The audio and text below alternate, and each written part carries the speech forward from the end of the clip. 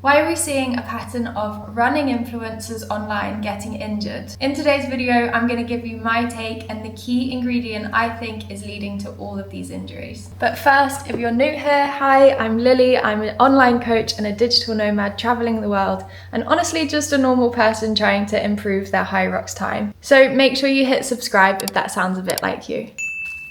There's been a lot of talk this week on female running athletes getting stress fractures. And these are people we look up to for inspiration. They're running crazy miles really fast, they're documenting it all on social media. And I think it's really cool that they are able to actually do those runs and have the personality to show up on social media and make a career out of it. However, let's think about these running influencers. They're all pretty skinny, they don't have much muscle, and even though they do show us their banana on bagel in the morning before their run, I worry that we're seeing a wave of underfueling and overtraining. So firstly, on this channel I want to show you a different side. I want to show you how to improve your running and Hyrox performance whilst also fueling that performance and not overtraining. I actually even got sucked into this myself. I was thinking, okay, all these running influencers are skinnier than me. Maybe what I need to do is to drop some body fat so that I can run a bit better. And after Christmas, obviously, this was a slightly louder voice in my head than it might usually be. So I did start to do that, and actually what I realized was I need those extra 200 to 500 calories per day to actually perform at the level that I want to and reach that next level up in my training and my Hyrox and my running performance so that I can get better. But this is the big point.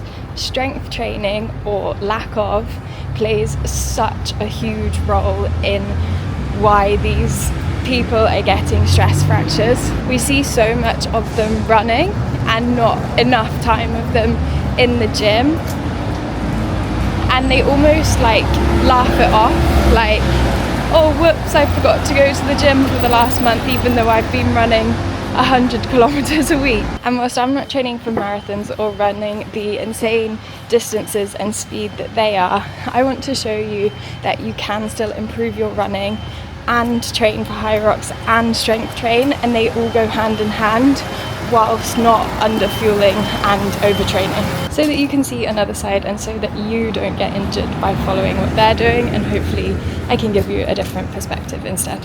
So I've just walked to the gym I'm training at here in Buenos Aires, Hive on the corner.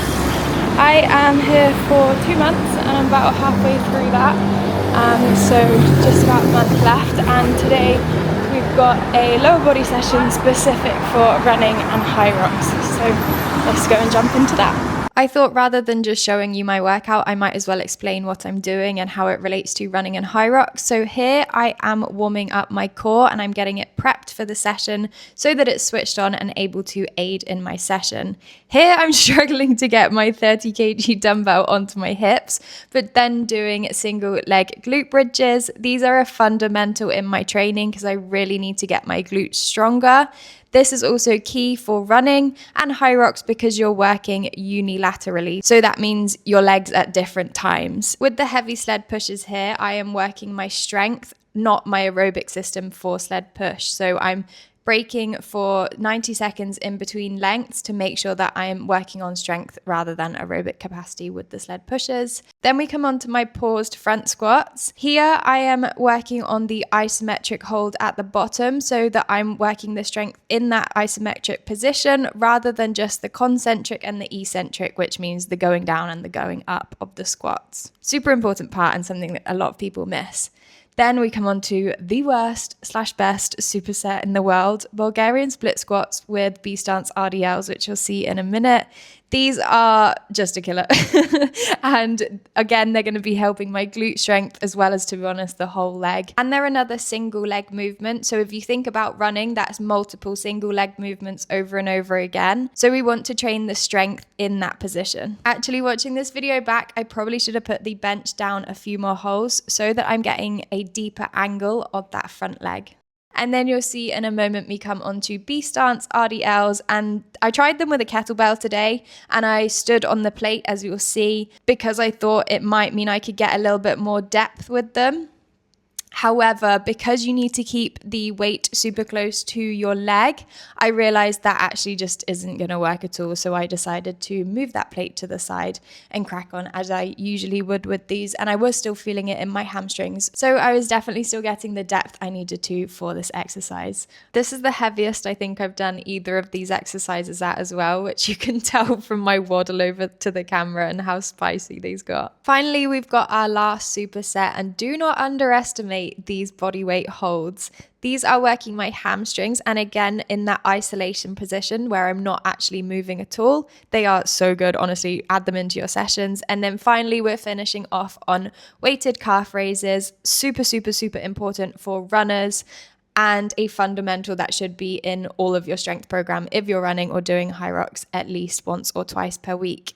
And then I have got one more exercise to show you, which is my dark horse exercise, and one that I've been adding in because I get sensitive shins. So you wrap a band around the pole and then also around your foot, and then keep everything else still but moving your ankle joint, and this works the muscle down the front of your shin, and it's so good if you've got sensitive shins when running. Okay, leg session done. That was really spicy. I've been doing that lower body session for at least a month, that specific one, but very similar for a good few months now, and I've been progressively overloading the session every time, so that means making it harder every time basically. So for me that's been mostly taking it up in weight. For example, those single leg glute bridges I was doing at the start, I remember doing them for the first time in Bali last year, and I was doing just about 12k, and now I'm doing 30k, which is awesome. But yeah, I do that sort of more intense lower body session once per week, and then later in the week I do another less intense lower body session with more of the sort of accessories needed and the small muscles worked for running and Hyrox. So let me know if you'd like to see that session as well.